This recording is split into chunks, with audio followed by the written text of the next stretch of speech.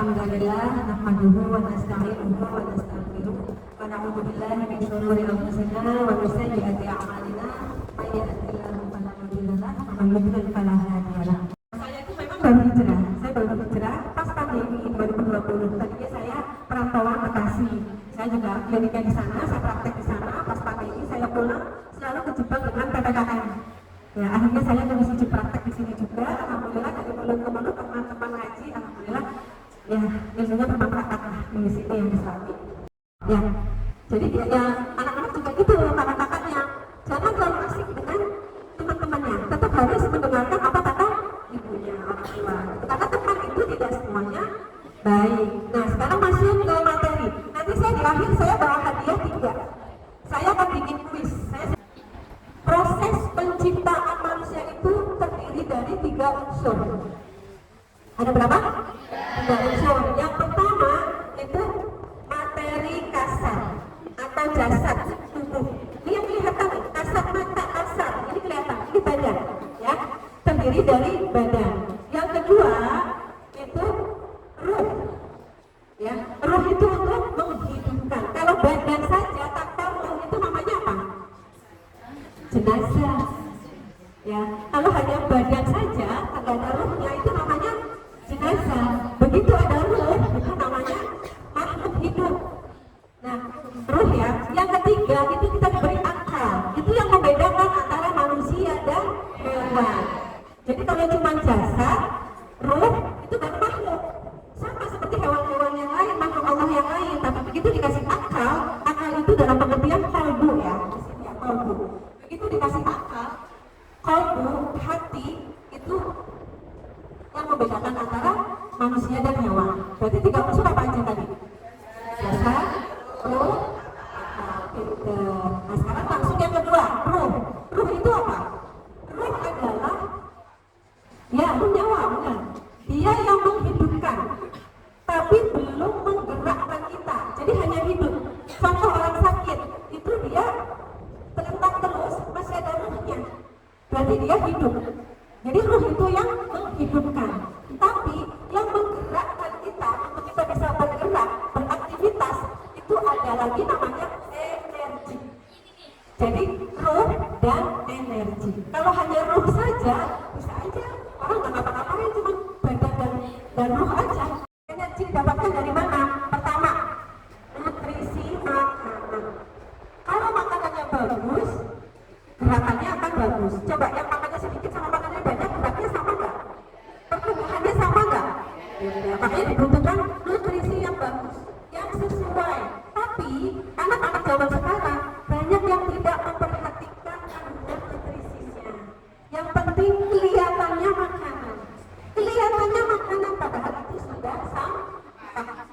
Yang kedua, energi yang diperoleh dari pikiran. Pikiran itu ada positif, ada negatif. Kalau pikiran kita negatif terus, itu kita terkuras, gampang capek.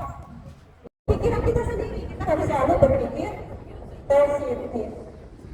Makanya kita boleh memilih teman. Pilih teman yang cara berpikirnya positif, biar energinya positif. Kalau kita selalu mengerjakan sesuatu dengan happy, hobi, contohnya ini namanya Caca ya, tangannya bagus banget, itu pasti disentuhnya dengan sholawat kali ya, sampai subur-subur banget gitu. Iya, padahal karena beliau menikmati perbuatan pekerjaan itu tidak merasakan lelah.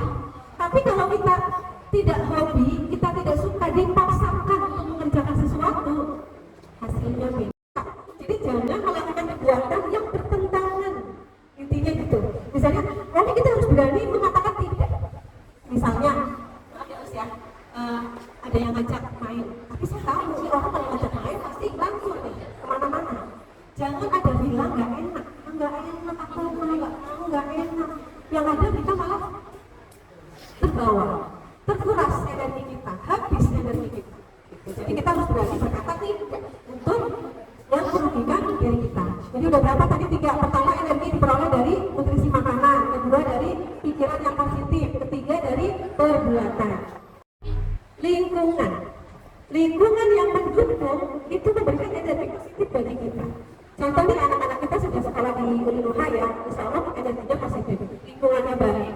ustazahnya bagus, teman-temannya juga bagus, insya Allah kita sudah tepat ya, karena saya juga kurang lebihnya paham ya kalau sekolah kita seperti apa.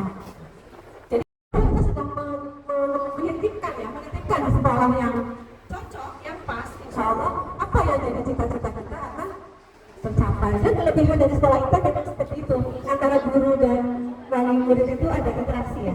Saya dari dulu, kalau dulu pakai kita berhubung, saya dulu pakai ada WA ya, itu harus suatu kata sama guru itu. Anak saya 3 surat, anak saya gimana terus besok kebales. Sekarang ada WA ya, enak bisa langsung. Jadi ada berapa tadi? 4 ya, nutrisi makanan, pikiran, perbuatan yang positif, dan lingkungan. Nah, lingkungan itu termasuk suhu. Energi tadi yang 4 itu kalau terpenuhi semua itu bagus banget, perkembangannya bagus. Dan itu salah satu menjadi kunci kesuksesan, kunci kebahagiaan. Karena apa? Kalau kita sehat, tapi pikiran fisik sehat, tapi pikirannya kok negatif terus toksik, kira-kira ini bahagia nggak sih? Hidupnya jadi toksik terus, ya? Atau sudah mulai pusing dengan pelajaran, atau memikirkan apapun lah, pokoknya yang mulai bikin bete, bikin jenuh, bikin pusing, bikin kesel, itu bisa melakukan olah energi ini. Jadi menyelaraskan kembali energi kita. Karena saat kita jengkel, saat kita marah, kesel, jenuh, pusing, itu tandanya energi kita sudah mulai stagnan. Stagnan itu sudah mulai terhambat. Ya, sudah mulai terhambat. Jadi cara menyelaraskannya adalah duduk, matanya terpejam, mulutnya mingkem, lidahnya tempelin ke langit-langit. Ya, jadi lidahnya, kenapa lidah harus nempel? Biar energi itu mengalir, kenapa lidah? Nempel ke langit-langit lidahnya. Mau praktek nggak? Nanti ustazah bisa mempraktekkan di kelas. Kalau misalnya anak sudah mulai kayaknya kayak sudah nggak fokus, sudah susah diarahkan, sudah mulai pada ngantuk, ya itu bisa dipraktekkan. Jadi suruh duduk nggak harus sila ya. Kalau lagi di kursi, duduk aja di kursi. Yang penting yang nyaman, yang nyaman. Jadi, ayo kakak matanya dipejamkan, mulutnya mingkem, lidahnya tempelin ke langit-langit. Dan itu tarik nafasnya itu pelan-pelan dari hidung keluarnya gitu. Pelan-pelan kakak. Jadi pelan-pelan aja gitu. Relax kayak nafas biasa. Berapa menit? Sampai kita sebenarnya ini kan karena praktek ya, kalau buat sendiri sampai betul-betul kita merasakan nyaman, enteng banget. Yang mau bagus lagi, tangan kanannya pegang dada kiri. Tangan kanan pegang dada kiri. Kenapa harus dada kiri? Di dada kiri itu ada jantung. Ya. Kita kesel ngadepin bapaknya anak-anak, ngadepin asisten rumah tangga, atau keselamatan saya nggak lewat-lewat. Apa aja? Terus yang kakak-kakaknya kesel nggak suka sama ustazah yang ini, pelajarannya susah. Itu cepat pegang dada kiri, pejamkan mata sebentar aja, 1 menit atau setengah menit, baca istighfar. Sampai tarik nafasnya, istighfarnya cukup dalam hati. Ya, mulutnya mingkem aja kak. Istighfarnya dalam hati, nafasnya dari minggu begitu. Kalau dinikmati dengan khusyuk itu bisa nangis, percaya deh. Penting banget. Kenapa nangis?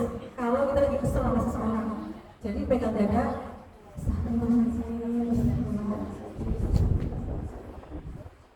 Nafas, seingat-ingat, kita bikin kesel apa aja, gini. Terus terakhir bilang apa? Saya ikhlaskan, saya maafkan, saya ikhlaskan semuanya.